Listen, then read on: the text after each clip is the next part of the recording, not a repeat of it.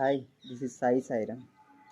ఏపీలో ఈ మధ్య బాగా ముదురుకున్న వివాదం తిరుమల తిరుపతి లడ్డు ప్రసాదం. నిజంగా తిరుమల తిరుపతిలో లడ్డూలో కల్తీ అనేది జరిగినట్లయితే ఇప్పుడు జూలైలో వచ్చిన రిపోర్ట్ని ఇప్పటివరకు చెప్పలేదంటే మరి దాని వెనక ఉద్దేశం అంటే ప్రజలు ఒక్కసారి తెలుసుకోవాలి. ఒక గ్రామంలో ఒక దేవాలయంలో ఏదైనా చోరీ జరిగితే వెంటనే పోలీసులు, సీసీ కెమెరాలు ఇంకంటే ఏదేదో బోర్డంతా హడావిడి చేస్తాం. అలాంటిది ఒక ప్రపంచ ప్రసిద్ధిగాంచిన తిరుమల తిరుపతిలో కల్తీ అనేది జరిగిందంటే ఇంతవరకు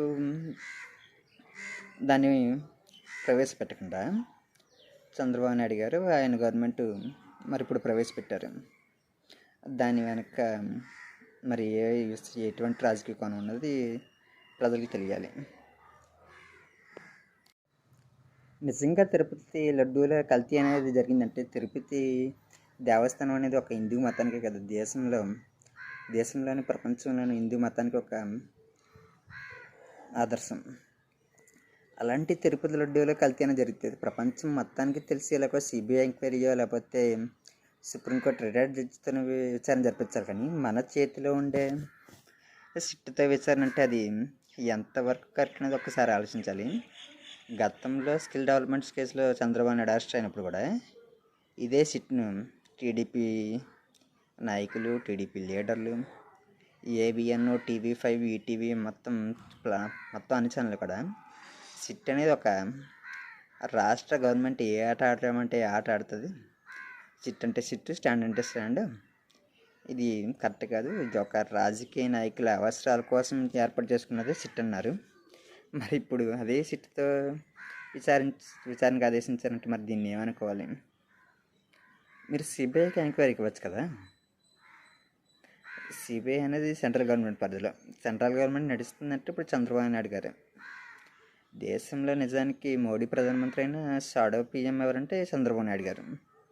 చంద్రబాబు నాయుడు ఎస్ అంటే గవర్నమెంట్ ఉంటుంది, లేదు అంటే పడిపోద్ది. అలాంటి సెంట్రల్ గవర్నమెంట్ మీ చేతిలో ఉండగా మీరు అక్కడికి ఇవ్వకుండా మీరు ఒక సిట్తో విచారణ చేస్తుంటే అది ఎంతవరకు నిజం? సిట్ అనేది మన ఏబిఎన్, టీవీ5 తప్ప ఇంకెవరికి తెలియదు. అదే ఒక సిబిఐకి, ఒక సుప్రీంకోర్టు రిటైర్డ్ జడ్జితో విచారణ చేస్తే దేశంలో ఉన్న ప్రతి హిందువుకి తిరుపతి లడ్డూలో కల్తీ జరిగింది లేదని తెలుస్తుంది. అది చేయండి. కూటమి ప్రభుత్వం ఏర్పడి 100 రోజులు దాటుతున్నా సరే తిరుమల తిరుపతిలో లడ్డు ప్రసాదంలో ఎంతగా ఆవు నెయ్యి కల్తీ జరిగితే టీటీడీని ప్రక్షాళన చేయాల్సిన చంద్రబాబు నాయుడు గారు 3 నెలలు దాటుతున్నా ఇప్పటి వరకు టీటీడీ చైర్మన్ ఎందుకు ప్రకటించలేదు? అంటే ఈవోని రాజకీయంగా బలి చేద్దామనా, లేకపోతే ఏం జరిగిన ఈవోకి ఈవోని చూసుకుంటాడనా? అంటే ఇప్పుడు జత్వానీ కేసులో 3 ఐపీఎస్ని ఎలా బలి చేశారో అదేవిధంగా ఏమన్నా అయితే మనం సేఫ్, టీటీడీ బలి అవుతాడన్న ఆలోచనలో ఉండి ఇప్పుడు కూడా ఒకటి ఏ విధమైన టీటీడీ చైర్మన్ కానీ నామినేట్ పోస్టులు కూడా ప్రకటించలేదు. నిన్న